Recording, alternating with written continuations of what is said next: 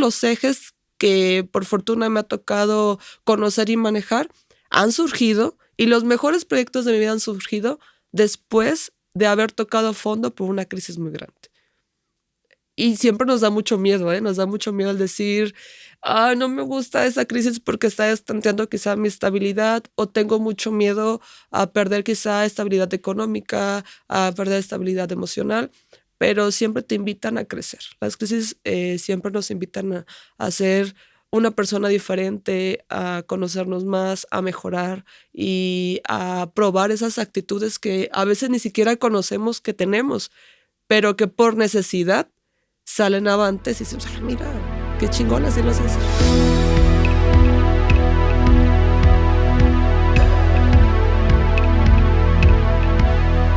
Bienvenidos a Progresivo Podcast, una comunidad de éxito donde entrevistaremos a personas destacadas por su mentalidad de grandeza.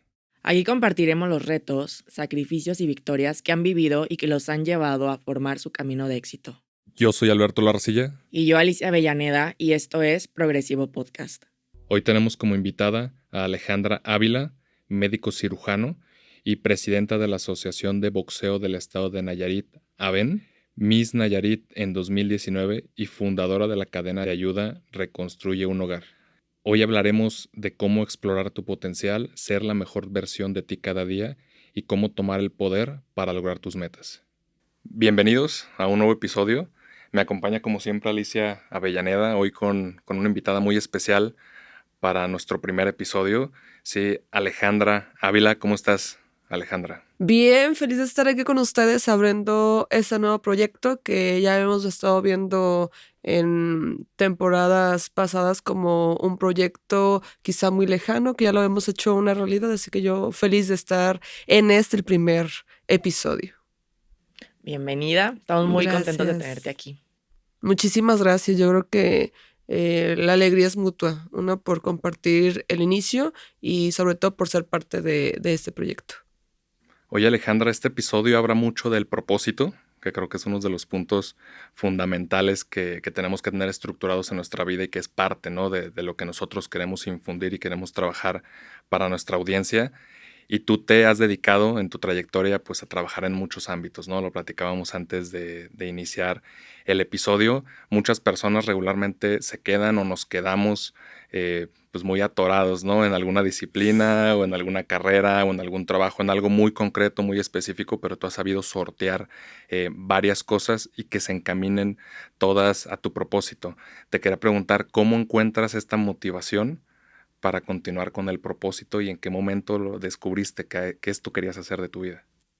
Fíjate que es complejo identificar como en qué momento lo descubrí, porque es algo con lo que crecí, es algo que para mí me parecía muy natural, porque lo veía en casa, entonces creo que no puedes hablar y no puedes transmitir algo que no has vivido. Y yo veía, por ejemplo, la cuestión deportiva desde mi casa y no lo veía tanto como una cuestión netamente deportiva, sino como un proyecto visionario que quizá en ese momento no tenía la difusión o el enfoque que nosotros estamos intentando de que la gente pueda ver, ¿no? O que los integrantes puedan integrarse, sino de una forma quizá muy arcaica en cuanto a identificar el propósito, pero era el mismo. Yo veía con mucho orgullo que mi papá llegaba de trabajar, se levantaba a trabajar muy temprano, tipo, hay a veces hasta las 3 de la mañana el señor ya estaba de pie, no venían todo el día hasta la hora de comer, regresaba otra vez a trabajar y regresaba y en lugar de llegar a descansar, llegaba a entrenar. Entonces yo veía la forma en la que él se involucraba con los deportistas en cuestión no solamente formativa deportiva, sino en la cuestión de evitar que estuviera. También el entorno tiene mucho que ver. Vivo en un municipio que tiene mucho retraso sociocultural en comparación a muchos otros estados. Entonces, en mi municipio, hoy por hoy, seguimos viviendo un atraso no solamente tecnológico, no solamente educativo, también social. Entonces, a mí realmente me parecía algo natural darle continuidad porque era algo que yo vivía todos los días. Y creo que como todas las personas tenemos una motivación muy fuerte. Yo antes estaba equivocada con lo que yo creía que era mi motivación. Yo creo que mi mayor fortaleza es mi familia. Entonces yo creía que mi motivación era mi familia. Entonces yo decía, yo todo lo que hago lo hago con mi familia. Bueno, mi familia quiere que haga esto. Realmente no lo sé, ¿no? Pero siempre he estado ahí impulsándome en cada aventura, en cada idea, en cada ocurrencia que he tenido, y siempre he estado fortaleciéndome y dándome el amor que necesito para poder infundirlo. Pero la real motivación creo que es personal y creo que no depende de las cosas o las personas que estén afuera de ti. Y a mí me costó mucho trabajo identificar que mi motivación estaba dentro de mí. Era esa necesidad personal de poder transmitir un poco más o darle el plus a mi trabajo, ya sea en lo deportivo, ya sea en lo laboral, en lo social. Creo que me gusta mucho como que darle ese toque o ese sello de poder transmitir algo más. Siempre he creído que los dones, las virtudes, las oportunidades que te ha dado la vida no te sirven de nada si no puedes compartirlas y ponerlas al servicio de los demás. Entonces yo creo que la motivación real que ya entendí es un amor propio muy grande y que también me ha costado muchas crisis llegar a reconocer y llegar a infundar, porque detrás de una crisis siempre viene una muy buena oportunidad, pero no siempre estamos conscientes de ello y no siempre sabemos identificarlo. Entonces, por fortuna, como mi núcleo familiar siempre ha estado muy cerca de mí, siempre he podido levantarme de cada crisis, pero no pude identificar el cómo me estaba levantando y hacia dónde me estaba llevando cada crisis.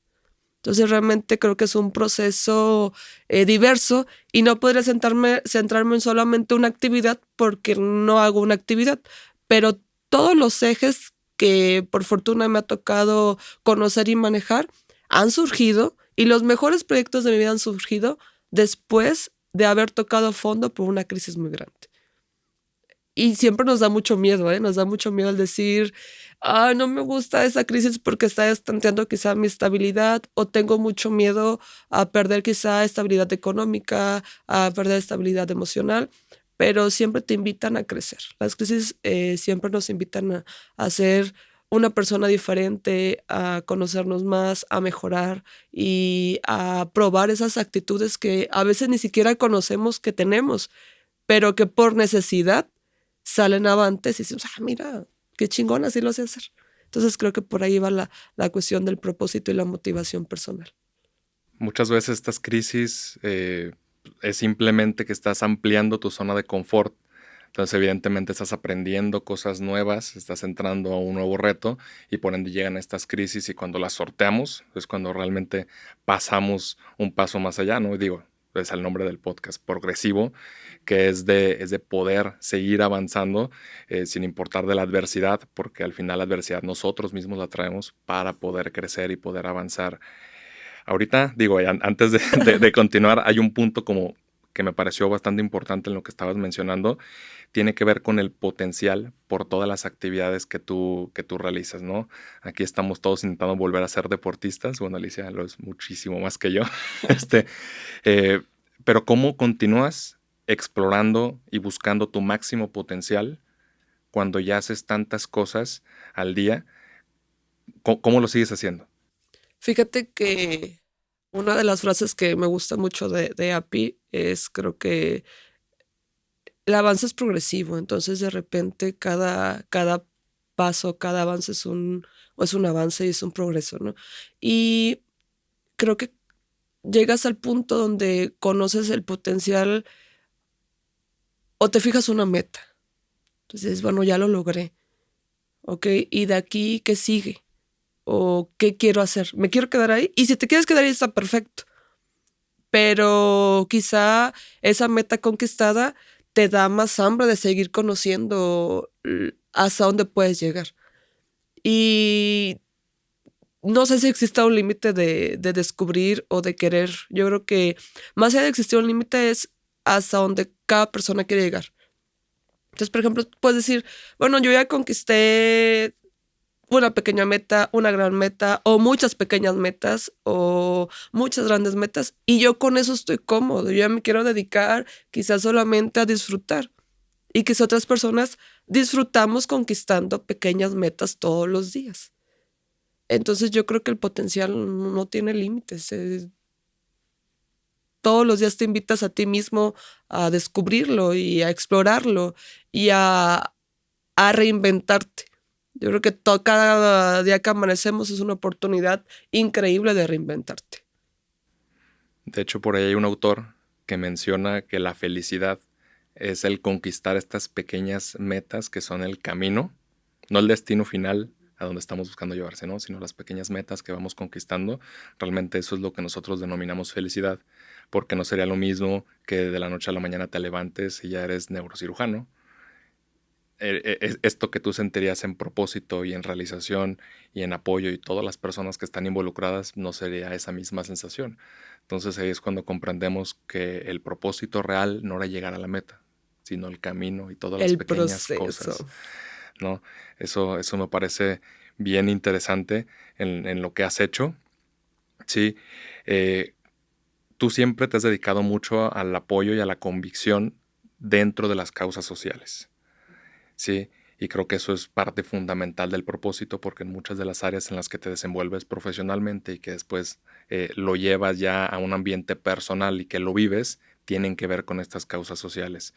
La pregunta tal cual es que muchas personas no nos damos cuenta en qué momento tenemos que no solo vernos a nosotros mismos y tenemos que pasar a ver al prójimo, ver a los demás y cómo lo empezamos a compartir. No importa en qué posición consideremos que estamos, en qué momento vemos a la sociedad, tú en qué momento lo viste, qué cambió en ti para poder hacerlo. Volvemos creo que a lo mismo. Realmente es algo que me parecía muy natural. Mi mamá es una ama de casa y yo creo que, bueno, a mí me gusta mucho la cuestión de la grilla, la política.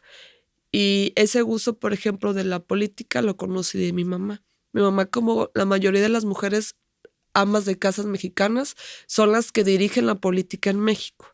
Son las que tocan la puerta, las que de repente tienen el contacto con la vecina, chalala, chalala. Y yo siempre veía, por ejemplo, que mi mamá también tenía ese nivel de organización para hacer, por ejemplo, cosas que quizá para algunas personas son muy sencillas, como decir, en mi colonia cierta calle llueve y se estanca el agua, y mi mamá era como esa señora que estaba, dale, dale, dale, dale, como que tratando de solucionar esa problemática social. Entonces, de repente que la reunioncita de amigos, de vecinos. Entonces, realmente mi papá, por ejemplo, por el lado deportivo y mi mamá por el lado de la gestión social, para mí era algo muy natural. Entonces, yo crezco que creo que una cuestión híbrida de dos cosas y me gustaba mucho. Entonces, desde muy chiquita, bueno, es que también tuve una formación media rara porque soy la menor de 3 hijas. Mi papá siempre se dedicó al box. Entonces, yo, por ejemplo, cuando acompañé a mi papá, yo me rodeaba de puros niños, hombres, porque tampoco es que sea tan grande, pero en ese tiempo no había tantas mujeres que practicaran box. Y menos en un municipio de repente tan cuadrado como lo era o lo es mi municipio. Y en mi familia, mis primos y mis vecinos son la mayoría niños. Pero yo iba a una escuela de puras niñas. Entonces, de repente yo no sabía cómo tenía que comportarme en un lugar y en otro. Suelo ser como muy ruda para muchas cosas y muy poco femenina. Hay muchas cosas por roles de género que no puedo o no encajo. Entonces, de repente, como incluso crecer en la diversidad de géneros, también te abre mucho el panorama. ¿Por qué? Porque desde muy pequeña, ahí me quedó claro, y no es que mi papá me dijera, mi mamá me dijera, hija, tú puedes hacer lo que solo crees que pueden hacer los niños. O sea, no me lo decían con palabras. Yo vivía haciendo cosas de niños Y para mí era muy natural decir, es que yo puedo hacer todo. Yo puedo ir a la escuela de niñas y estar en el taller de costura y jugar cosas de niñas, pero también puedo estar en un ámbito de niños haciendo cosas de niños. Y físicamente podía hacer cosas de niños. Y bueno, pues voy creciendo como que con la diversidad tanto social, tanto de género, y llega un momento en el que yo tengo que definir qué tengo que hacer con mi vida. Como algo tan simple que es que voy a estudiar. Y yo veo, por ejemplo, que muchas personas dicen, yo desde que estaba chiquito, desde que era un niño, yo soñaba con ser maestro, decir un ejemplo. Yo no soñaba con ser médico, o sea, no era como que dijeras, yo sueño con ser médico o yo sueño con hacer cualquier profesión. No, conforme fui creciendo y fui madurando, fui orientándome a qué profesión iba a llenar la sensación de servicio que sentía dentro de mí. Entonces dije, bueno, medicina. Y después a eso decía, bueno, voy a ser médico, pero ¿y eso qué le va a aportar a la sociedad? O sea, yo quizá voy a trabajar en un hospital, quizá en un consultorio, no sé dónde voy a trabajar, pero ¿y eso qué aporta a la sociedad? Entonces fue como una combinación entre mi necesidad y la situación que yo vivía en mi entorno. O sea, y hay un tema muy importante, por ejemplo, en el ámbito social puedes hablar de reconstruir un hogar. Reconstruir un hogar surgió una necesidad, pero yo iba saliendo de una crisis enorme. Yo estaba en mi servicio social como médico y estaba haciendo mi servicio social en un ejido de mi municipio, Coamiles, Nayarit. Entonces está a 5 minutos de Tuxpan, que es donde vivo o de donde soy. Y yo iba y venía, o sea, yo iba a cumplir mi consulta, regresaba. Y yo no sabía y no era consciente que vivía en una relación extremadamente tóxica, que llegó a la violencia y violencia emocional, violencia incluso física. Y ahí me costó mucho trabajo el salir de esa crisis. O sea, yo cuando identifico que es violencia, pues goodbye y ya, pero yo no era consciente que yo vivía un proceso depresivo muy grande. Entonces yo me la pasaba, salía de mi casa, iba a la clínica, regresaba a mi casa y toda la tarde yo dormía. O sea, ni siquiera iba a entrenar. Estaba yo en Tuxpan, donde está nuestro gimnasio, y yo no me levantaba ni siquiera a entrenar o a ver cómo iban los muchachos.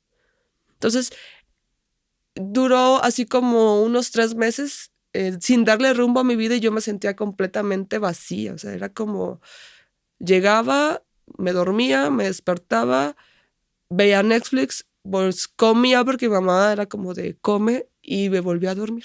Entonces yo solamente me levantaba por responsabilidad y obligación realmente a cumplir mi servicio social. Si no, yo hubiera vivido dormida todos esos meses. Entonces llegó una desgracia a Tuxpan, que es la primera inundación por el huracán Huila, que históricamente ha sido la más grande que hemos tenido y de una forma súbita. Entonces, de la noche a la mañana, el 90% de las familias lo perdimos todo. Entonces, había un desabasto de alimentos, de agua, había un problema enorme de salud. Y yo viví una crisis y otra crisis más grande me hizo decir, bueno, ¿y qué fregados estás haciendo con tu vida? ¿De qué te sirve el tener, por ejemplo, algo tan grande y tan importante como es el proyecto de la Vila Team con los chicos del box, como lo es tu carrera, como lo es quizá tu poder de gestión, si estás tirada en cama y la gente se está muriendo de hambre, de sed, está muriéndose porque nos estamos infectando, estamos entre el lodo, entre los animales muertos y de una forma súbita de la crisis pasé a la oportunidad. Y ahí volví a redireccionar mi vida. Y de ahí entendí cuál era realmente el sentido de mi vida y lo que me hacía levantarme todos los días. Entonces yo, de una forma bien simple, en las redes sociales publicó a 72 horas del evento, que todavía estábamos con el agua hasta el cuello. Chicos de la Vila Team, mañana hay que levantarnos a limpiar. A las 7 de la mañana yo ya tenía gente tocando a mi puerta y eran los muchachos. Entonces de repente los muchachos, al igual que tu servidor, al igual que el resto de la población, vivía necesidad en su casa. Pero ahí mismo comprobé que nuestro trabajo en el Ávila Team estaba causando el efecto que queremos, porque no solamente disfrutamos la gloria deportiva, disfrutamos el que tengamos ciudadanos comprometidos con su entorno social, ciudadanos buenos. Más allá de decir, tengo buenos deportistas, tengo buenos ciudadanos. Entonces, una cosa lleva a la otra y me encanta la forma en la que puedo encajar todos los proyectos en uno mismo. Y ahí, por ejemplo, ahí surge Reconstruye y realmente le da sentido no solamente a mi vida, le da la esperanza y la oportunidad a muchas familias en Tuxpan. ¿Por qué? Porque surgió como un proyecto, una cadena de ayuda que dijimos, bueno, pues que dure mientras tenga que durar. Y cuando pasas a la calle y ves la necesidad de los niños antes de la inundación. O sea, decías, yo veo niños desnutridos y no es por el río. Yo veo familias disfuncionales y no es por el río. Yo veo pobreza extrema y no es por el río. Yo veo un rezago escolar y no es por el río. Veo personas con potencial, niños con talento, no explorado, no conocido, no desarrollado, y no es por el río. Entonces, de repente vas casa a casa, vas conociendo el verdadero corazón de la necesidad y lo que hace que mi municipio no crezca. Yo, por ejemplo, tuve que salir de mi municipio a buscar oportunidades. Y las busqué porque mis papás eran personas visionarias que decían, bueno, yo quiero que ustedes conozcan que más allá de lo que tenemos aquí o de lo que ustedes conocen aquí, pues existe un mundo fuera. Pero no todos tienen esa oportunidad. Entonces, Reconstruir un Hogar se convierte de una cadena de ayuda a una asociación permanente. Y después se convirtió en una casa. Y esa casa es la casa del deporte, de la cultura, de la educación, de la salud, para niños, niñas, jóvenes y también para sus familias, porque tiene que ser un desarrollo integral. Entonces, creo que de esa forma es en la cual yo despierto y digo, esto es lo que necesito hacer. Yo tengo una pregunta para ti. Yo creo que muchas veces las personas como que pasamos a ver el resultado final y no vemos como el detrás. Por ejemplo, pueden decir, wow, lo que ha hecho Alejandra, tal vez yo no podría hacer o llegar a donde está ella, pero no saben todo lo que has pasado por detrás.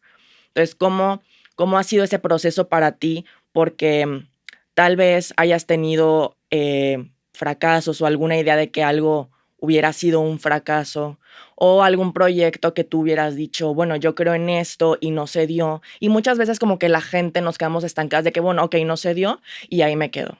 ¿Cómo es que tú progresaste en ese aspecto? Fíjate que ahí me tocó también, me costó mucho trabajo entender que vivir con miedo es válido y es necesario. Y que el miedo es de valientes y que si no lo enfrentas, ahí te vas a quedar estancado.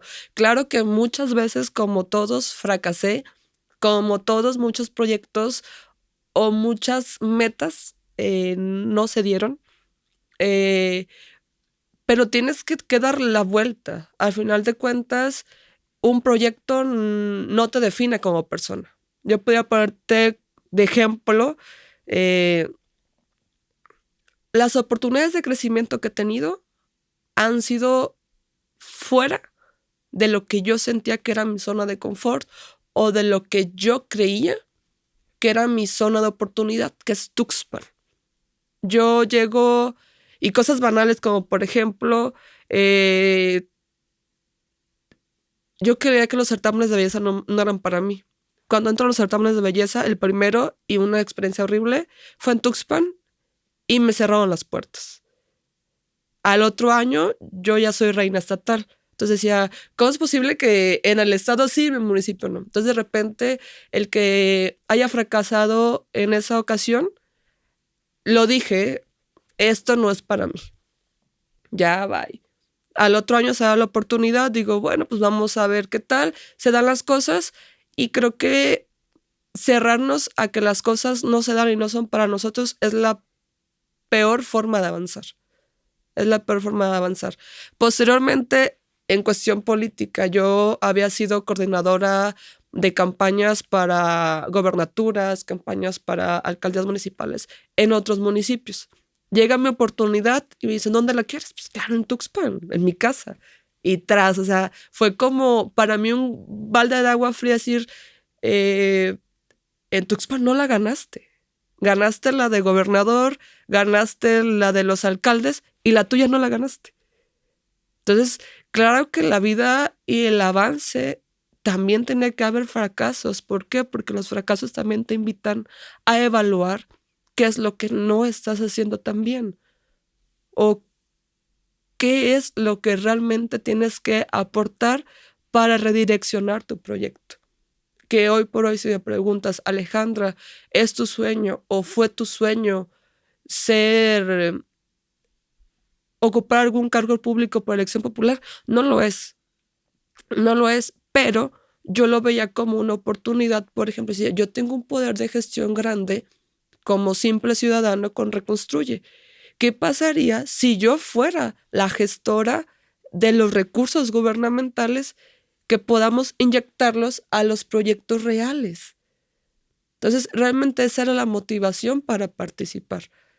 Y cuando no se dan las cosas, como las elecciones son en junio.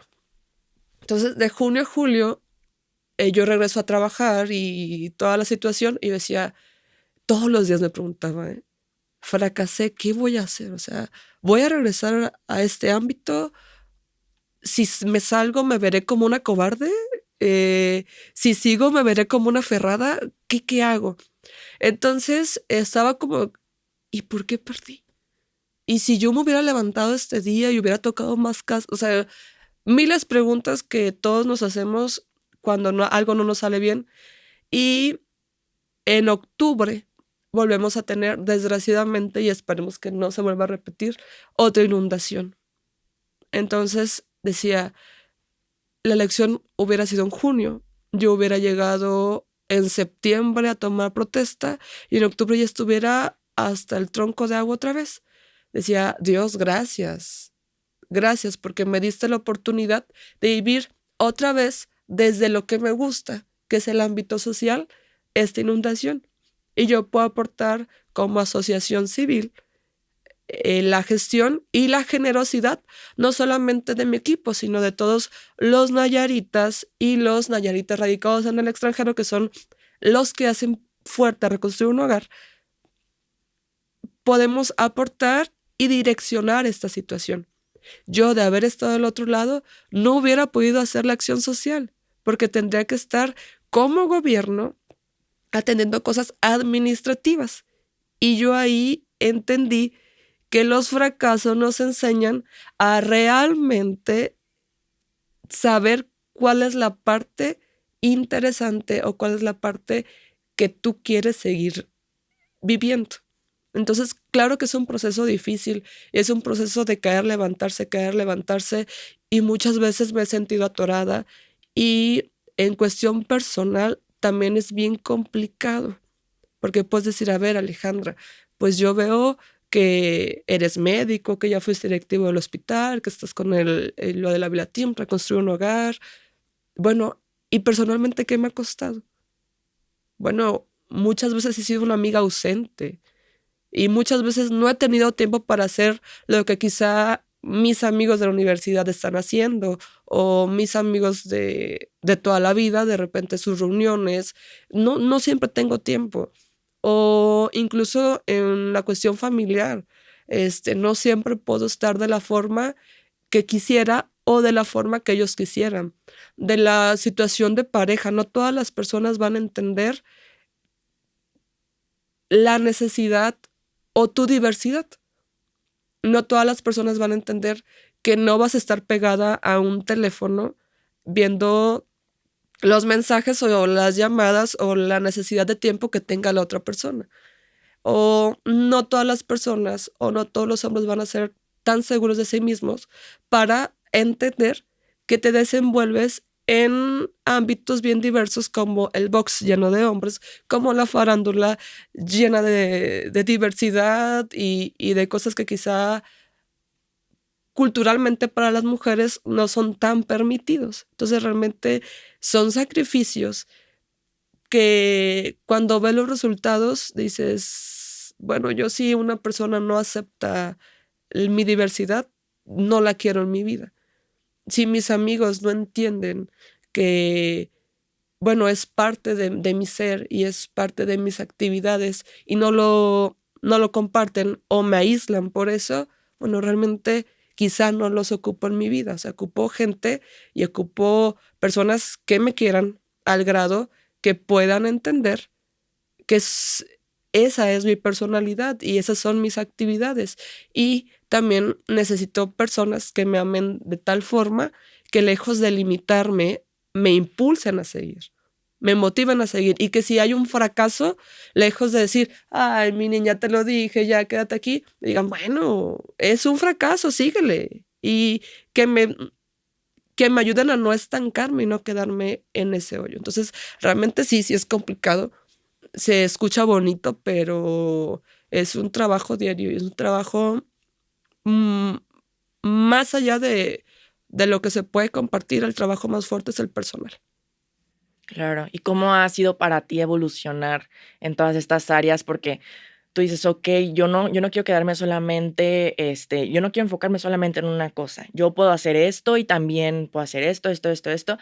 Y más que no estás limitada solamente por el hecho de ser mujer. Entonces, ¿cómo has evolucionado en todas estas áreas? Porque me imagino que quizá no siempre has tenido esta seguridad y esta autenticidad y esta fortaleza que tienes ahorita. Entonces, ¿cómo ha sido ese proceso para ti? Fíjate que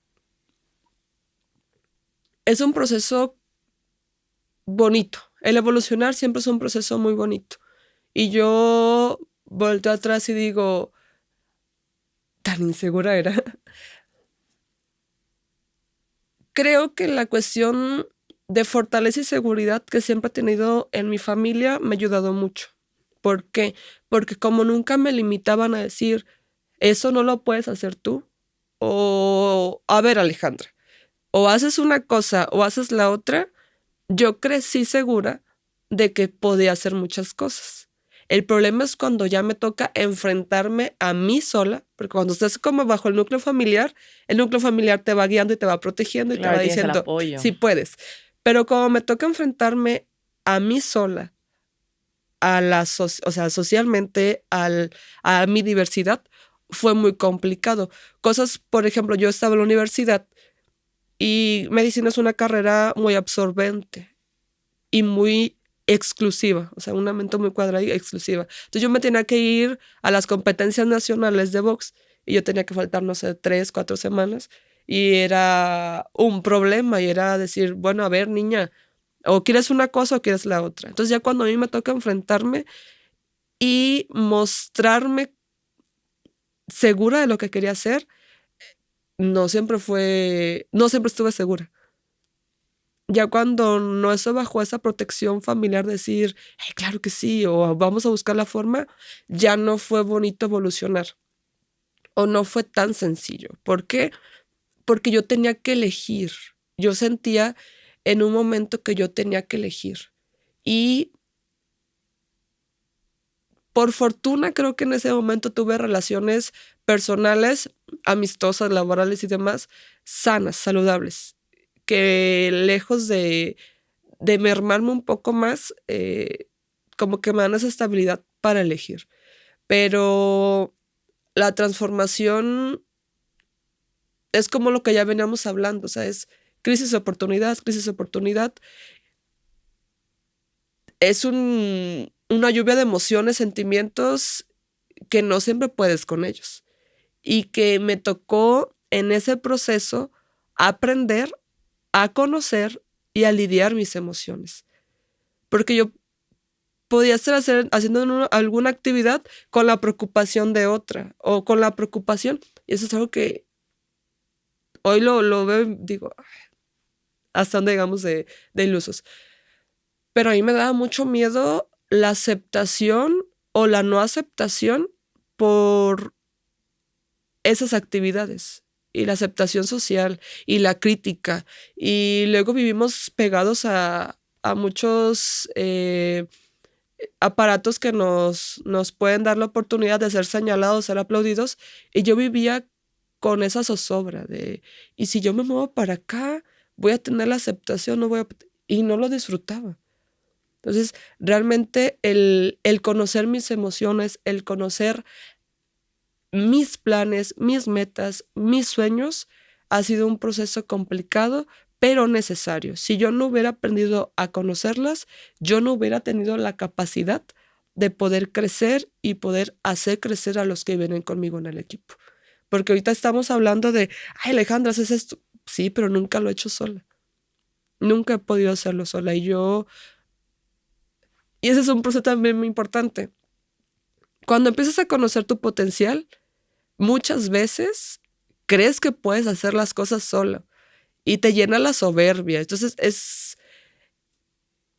es algo muy fino que tenemos que aprender a hacer. O sea, realmente todos tenemos un talento, todas las personas tenemos un talento, todos tenemos un potencial, pero no podemos cambiar ni nosotros, ni nuestro entorno, ni el mundo si lo hacemos solos.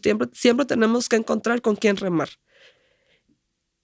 Y creo que es parte también de la evolución, porque claro que hubo un momento en el que me sentí la ama, dueña y señora del mundo, y yo puedo hacerlo, y o sea, la vida te da un revés increíble porque no puedes hacerlo. Y por más que la motivación sea personal, siempre tienes que saber rodearte de un buen equipo.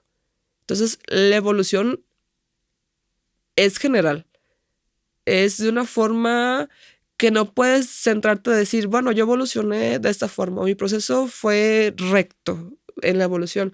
No, porque es un proceso, un continuo aprendizaje de tus capacidades, de tus talentos, de tus emociones, de tus sentimientos, pero también de tus sueños. Porque quizá puedes tener talento para muchas cosas, pero el llevar a cabo ese talento quizá no te hace feliz. Y la felicidad, volvemos a lo mismo, Sí. son momentos. Realmente no es como, bueno, si existe alguien así, que envidia. Yo no sé si existe alguien que diga, me desperté feliz y Sí, sigo siendo la persona más... No, que son nos pase el tip, momentos. ¿no? O sea, realmente sí hemos estado viendo que el proceso es ciudadano altibajos y los vas sorteando y te van ayudando a crecer. Y al final es como lo integral, ¿no? Que ya tiene que ver y que engloba con el propósito. De hecho, por ahí tienes una frase que me gusta mucho, o sea, cuando empecé obviamente pues, a investigar y todo para la entrevista, que es toma tu poder, ¿sí? Y a partir de tu poder puedes dar la mejor versión de ti. Entonces, mi pregunta tal cual, y para cerrar como este tema ya relacionado con el propósito, sería, ¿cuál fue el hecho dentro de todos los que te han pasado alrededor de tu vida que realmente es el más cercano a hacerte o a formarte como la persona que hoy eres? Sí. El hecho. Yo creo que yo vivía con mucho orgullo y lo sigo viviendo con mucho orgullo, el salir a la calle y que me digan, mira, Alejandra, mira, es la hija de Chuy Ávila. Y Chuy es muy buena persona por esto. O es la hija de Norma y no, Norma increíble. Entonces yo vivía con mucho orgullo esa situación. Entonces yo me veía a mí misma y decía, bueno, mi papá es maestro y él se dedicó al campo. Mi mamá es ama de casa, decía como dos personas comunes como todos los demás pueden hacer tantas actividades que tengan un reconocimiento y un reconocimiento a tal grado que yo donde vaya me siento cómoda porque sin yo hacer nada ya soy bien recibida por las actividades de ellos y por la percepción que tienen los demás de ellos. Entonces era como un proceso de darle continuidad y decir, yo me siento muy orgullosa de lo que yo veo todos los días en casa, me siento muy orgullosa. Yo quisiera que yo sentirme súper orgullosa de la forma que yo me siento de ellos, de mí misma. y tranquila, o sea, salir a la calle tranquila sabiendo que quizás si no aporto mucho no le hago mal a nada.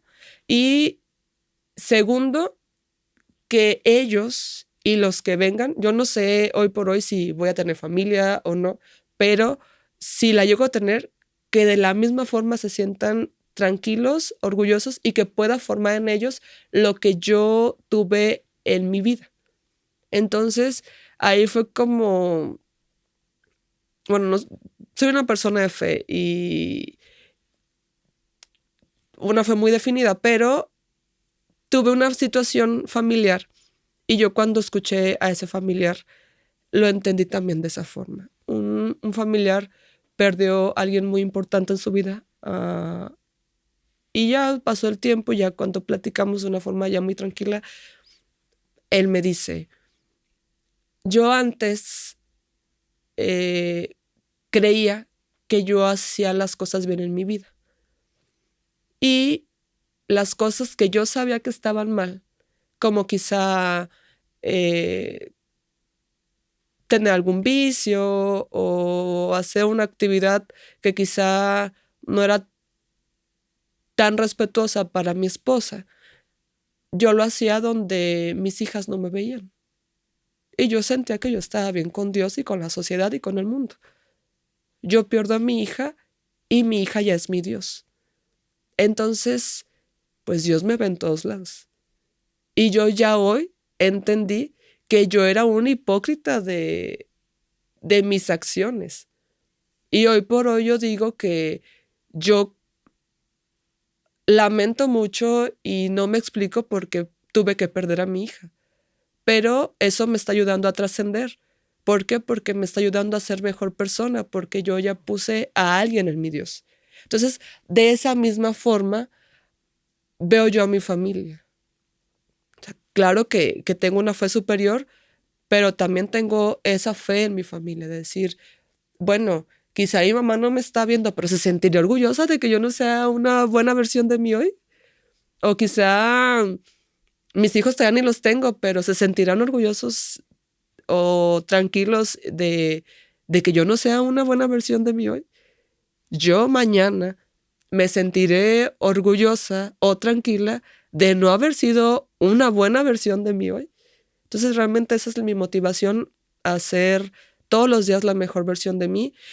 ¿Cuál es la mejor versión de mí? Creo que todos los días tenemos una nueva mejor versión de nosotros.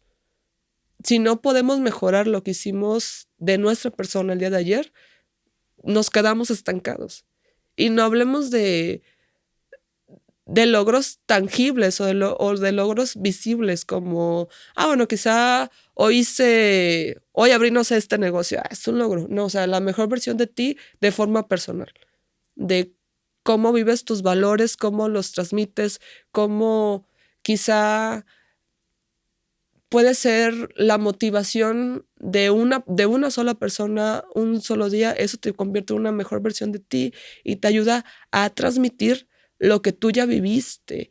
Y yo, por ejemplo, puedo decirte, quizá no tengo tantas cosas, gracias por fortuna, trágicas en mi vida, pero he tenido la fortuna de tener a personas que sí las tuvieron, pero que fueron mis guías, mis consejeros, y que yo viví a través de sus experiencias esa evolución. Entonces dices, bueno, Alejandro, ¿por qué esa madurez? Y tampoco es como que hayas tocado fondo no, pero tuve la fortuna de que hubieron personas que apoyaron ese crecimiento personal y ese empoderamiento en un entorno en el cual, y me lo digo con mucha tristeza y espero que sea una realidad que podamos cambiar muy pronto, en un entorno que socialmente las mujeres seguimos siendo como un escalón más abajo. Entonces, y es muy curioso, porque hablo de la cuestión de género y yo el primer feminista que conozco en mi vida es mi papá. Y quizá no es como que saliera a marchar, pero él tuvo hijas mujeres y nos empoderó a las tres. Y nos hizo saber que podíamos hacer todo. Y las personas que han apoyado mi empoderamiento mayormente han sido hombres. Incluso no creo que sea una guerra de hombres contra mujeres, es de ideas buenas contra ideas malas y ya no.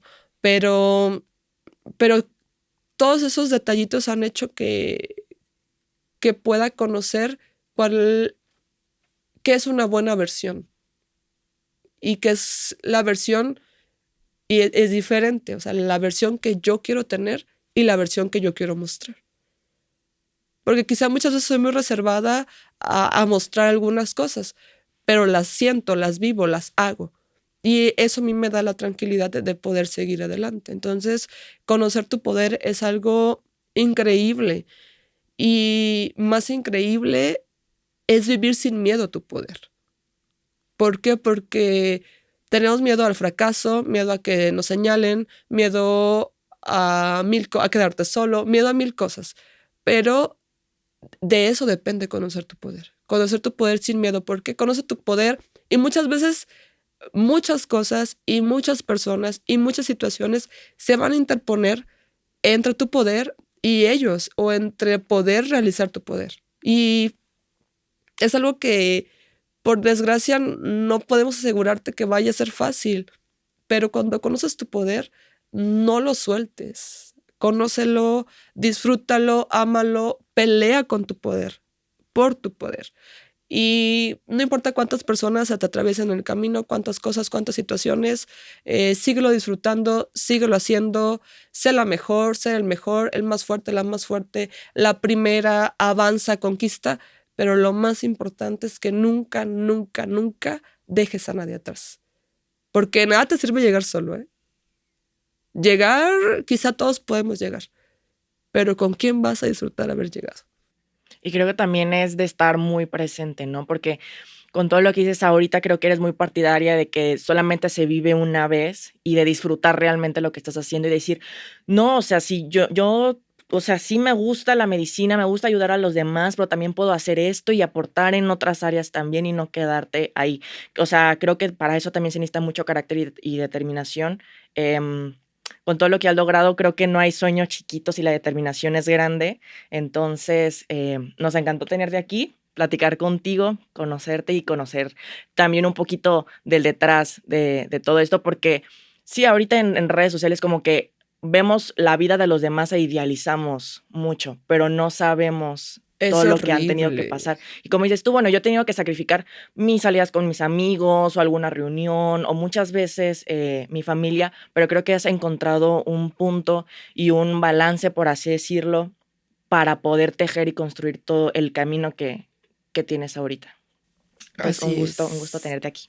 No, muchísimas gracias. El gusto fue mío y tocaste también un tema muy sensible. Las redes sociales nos están enfermando a tal forma que la vida ideal es algo que queremos alcanzar, y la positividad extrema y la felicidad, digo, La lo de que felicidad. todo el mundo es feliz todo el tiempo, pues no es cierto. Así Sí, no, que eso es utópico. sí, solamente es vivir el proceso. Altos, bajos, vívelo, disfrútalo y avanza. Con quien tengas que avanzar, pero avanza. El placer fue mío y realmente creo que todos encontramos en esta organización, en esta familia de API, creo que también un impulso muy importante para poder seguir creciendo, porque al final de cuentas la grandeza, dice, la grandeza es nuestro destino, pero la grandeza de no solamente de logros, también la grandeza emocional, espiritual y personal. Entonces, seguirlos invitando a seguir creyendo en ti mismo, y cuando ya lo logras, nada te para. Gracias, Alejandra. Oye, ¿cómo pueden encontrarte en redes sociales? En redes sociales estoy como Alejandra Viladenis, Instagram, Facebook, y todas las redes sociales que de repente no tenga. Últimamente me hice muy TikToker. Y también últimamente dije, TikTok ya no es para mí. Desde que vi que mi sobrina de 7 años hizo una cuenta de TikTok, dije, ya estoy muy grande para TikTok, pero en todas las redes sociales lo puedes encontrar así. Muy bien, Alejandra. Pues muchas gracias y recuerden, todo avance ya es progreso. Así La frase. es. Va, muchas Gracias. gracias. Nos vemos.